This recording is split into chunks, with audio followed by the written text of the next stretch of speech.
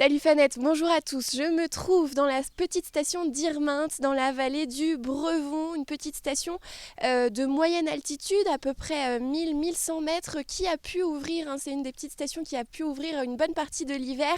Évidemment, elle a fermé ses portes prématurément. Vous le voyez derrière moi, il reste encore un petit peu de neige et ce matin, il y avait tout de même quelques promeneurs, quelques randonneurs, alors quand même très rares.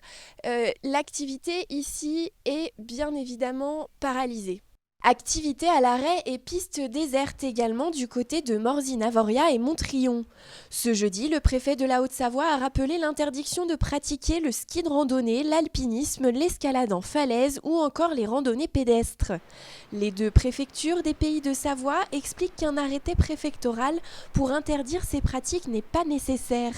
En effet, les dispositions gouvernementales suffisent pour appliquer l'amende de 135 € à toute personne qui ne respecterait pas les consignes.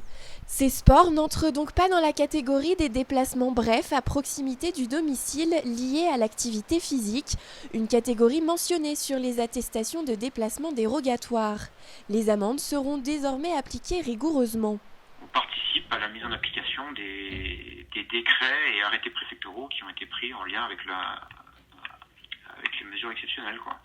Donc concrètement, on fait le tour des parkings, les débuts des départs de ski, les falaises, les atterros parapente, les décollages parapente, les sentiers un peu les départs de sentiers en montagne.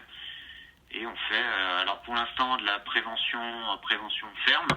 La prévention va être de plus en plus ferme. Et dès demain, les verbalisations, nous, on va être contraints de commencer, quoi, parce qu'à un moment, il faut que les gens comprennent.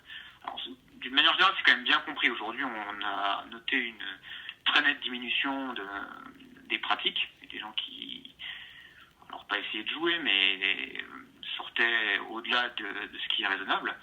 Je pense que maintenant, tout le monde a bien compris ce qui était autorisé et ce qui n'était pas.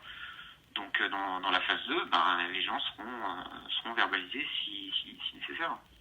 Ces mesures resteront en vigueur pendant toute la durée du confinement imposé en France.